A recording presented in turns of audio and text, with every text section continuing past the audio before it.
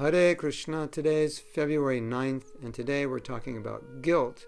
And guilt has always been an interesting subject for me because when you come to a spiritual or religious movement, you learn about what you should do and what you shouldn't do. And when you fail, naturally you feel guilty because what you're supposed to be doing is for God or it's for your guru.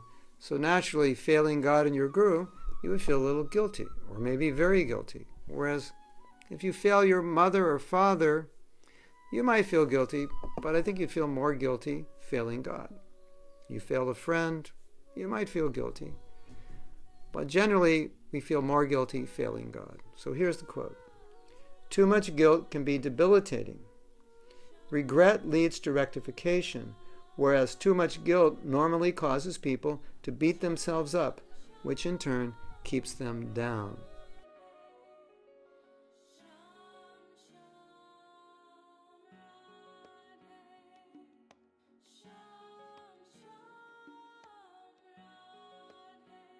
So, guilt, as I've said many times, is actually a healthy emotion when it's used to rectify us, when it's used to give us direction. How does guilt give us direction? Guilt is an emotion which carries information, and the information is, I did something wrong. I need to rectify. The best apology is what? Do the right thing. If I say I'm sorry for what I've done, that's not so convincing. If I do the right thing, that's more convincing.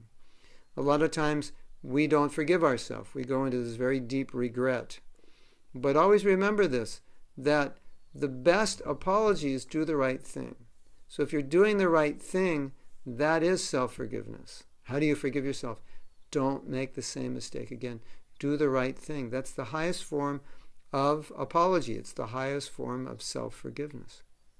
So, guilt rectifies us, therefore it's good. Too much guilt handicaps us because we start thinking, I'm so bad, I've done something so wrong, that it has such a negative influence on us, we can't rectify ourselves. We might even think, well, what's the use of rectifying myself? I'm so bad, or I've done something wrong so many times, I feel so guilty that I don't even have the consciousness, the energy, the determination or the attitude to rectify myself. In fact, some people may think it's wrong to even try to rectify myself because I'm so guilty that a guilty person shouldn't be let off the hook, that I need to be punished. And sometimes we punish ourselves through our guilt because we feel we need to be punished and we allow our guilt to punish us.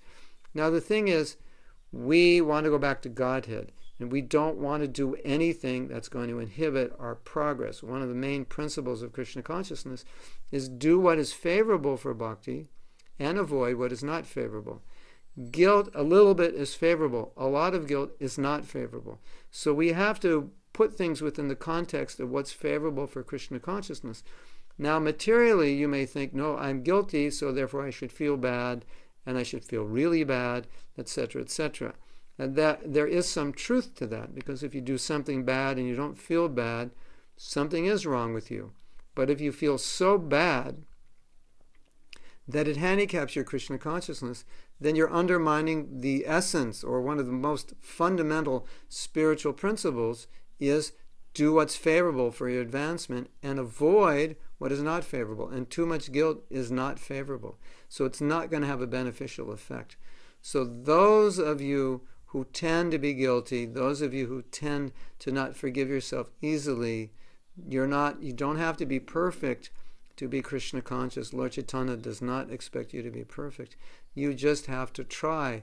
You just have to be sincere.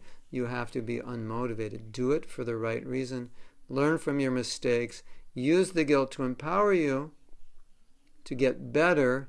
And if you're trying your best, that is your apology, that is your remorse, that is how you utilize the guilt to empower you. So it's very, very important, as I said, because in our society, we're always learning about what's right and what's wrong, and therefore we're very susceptible to guilt because there's so many things we should and shouldn't be doing.